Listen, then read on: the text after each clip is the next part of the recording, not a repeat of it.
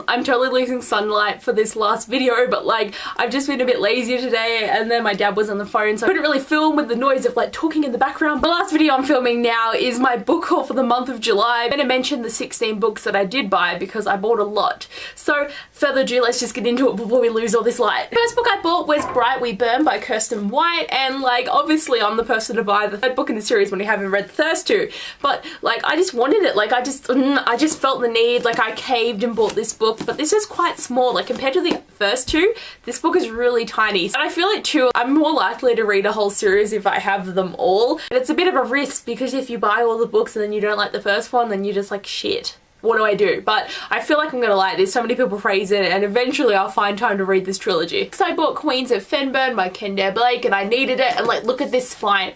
Look how gorgeous it is with the pink. Like, oh my god, it's amazing. But these are the two novellas to the Three Dark Crowns series, and like I need to read them before book 3 comes out next month, which is exciting. Next, I've got Bright Smoke Cold Fire by Rosamund Hodge, and this came out in paperback like only recently, and I needed it. The sequel for this only just came out and I have to wait a year for it to come out in paperback. Oh well, I'm excited, and like it's a Romeo and Juliet retelling that I think should be really interesting. Next, I've got Save the Date and Second Chance Summer by Morgan Matson, and I'm annoyed because they're different sizes. I just wanted to buy the Second Chance Summer paperback that looked like this because this is the paperback that I always see people reading, and the new paperback doesn't really convey like sadness. But the paperback for this one, like yes, hardback paperback is quite nice, but like a lot of the time like authors, I generally like I have like paperbacks only or I have hardbacks only kind of thing.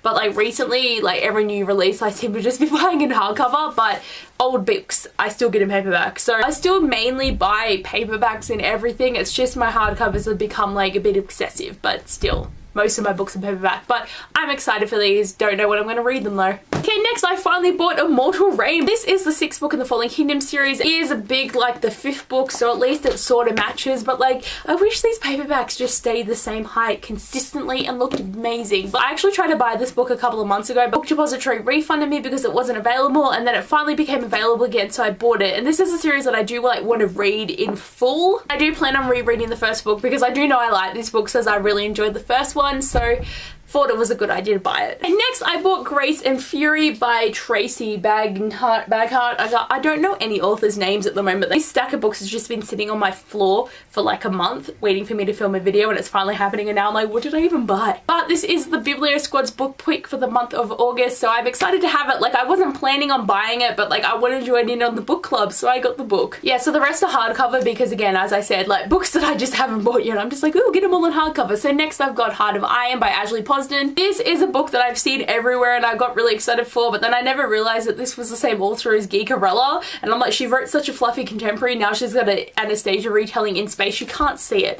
So this is one that I am keen for, and Sasha really liked it when she read it for the Book Buddy-a-thon, so like I'm excited to give it a go. Next I have Forks by Nadine Brandeis, I think it's Brandeis, and like I didn't know that she was a bookstagrammer, and she's like actually pregnant at the moment, and she took this cool photo where she had a wand and she was like saying, make the baby bigger. I don't know the spell because I'm not a Harry Potter fan, but like it's gorgeous that she's written a book, and she's also a bookstagrammer and she takes such amazing photos. But this is one that just intrigued me, but I also am obsessed with the cover because it's beautiful. Just be like, oh my god, but I really love it and I can't wait to read this book. So I decided to buy Adam Silvera's other books, which is More Happy Than Not and History Is All You Left Me, and I have They Both Die at the end. And the reason for this is I want to read his books before I read What If It's Us by him and Becky Albertalli, because like I want to read some of his books. I want to read his books so I know his writing, so I'm prepared for this book. And I still need to read Leah on the Offbeat, so I have 4 books I need to read before I can read these authors' combined work, and like there's so much for me to do anyway that I feel like it's going to take too long, but I'm excited that I'm one step closer by owning them. And finally guys, I have A Reaper at the Gates by Sabah Tahir. It's brought me so much pain because I thought this book was going to be in a certain hardcover copy, that it never came out, and then this thing came out and I didn't know what to do. It's bigger, it doesn't match at all, it's all annoying me, and I know it's about the book, but like I am having such anxiety and I'm at the point where it's like maybe I should just get the paperbacks again because like nah, but like I just don't know what to do. It's also really annoying too because apparently there's these hardcovers that match this this one, but where are they? And it's not like I can just rebuy the hardcovers again because I've bought these books so many times, and people are going to give up on your series if you keep having cover changes because we book lovers are obsessed with stuff being good looking. But no, this series is the one that's going to mess me up. But I really need to read book 2 first, but at least I own this, so mwah. And the last 4 books I've got is all the Darkest Minds books out there, and I just needed them all. So we have Never Fade, we have In the Afterlife, we have Through the Dark, we have The Darkest Legacy. So I am set, because the minute I finish The Darkest Minds, I needed to get these books right now because I'm dying. I need to know what else is going to happen with these characters, and I need to just be in the moment, and I don't know when it's going to happen. What's really cool is like with the novellas, it's like you read the first book, then you read the first novella, you read the second book, you read the second novella, and you read the third book, then you read the last novella, and then you're ready to go to The Darkest Legacy, which I think is really fun. Like, I liked it when the Shatter Me series did that, where, you know, you read the first book, then you read Warner's perspective, then you read the second book, then you read Adam's perspective, and then you finish with the third book, and now you've got Restore Me. But I'm excited. I really need to finish reading Shatter Me. I'm like so behind on like everything. Because there's so many hardcovers, I'm too lazy to pick it up, but like, there it is. Oh, camera, move. There it is.